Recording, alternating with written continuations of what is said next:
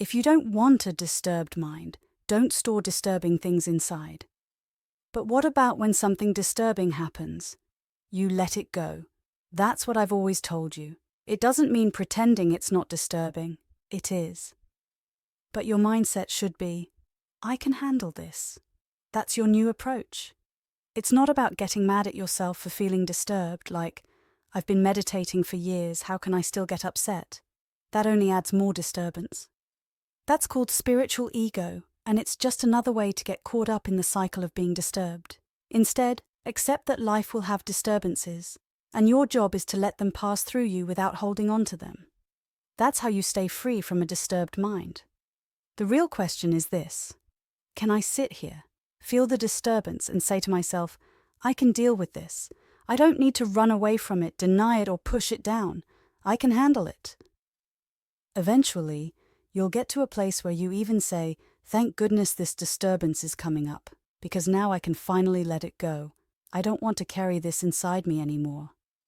Imagine using every disturbance, no matter how small or big, as an opportunity to release all the discomfort that's been stored inside you. Isn't that a great way to look at it? Think about that conversation you had with a friend that didn't go well and you felt uncomfortable afterward. That's one level of disturbance, right? It's not the worst thing in the world. It's not like dealing with the death of a loved one, a painful breakup, or losing something precious to you. There are much more intense disturbances in life, aren't there? Things that shake you to your core. But if you can't handle the little stuff, like a conversation that didn't feel good, then how are you going to handle the really big stuff when it happens?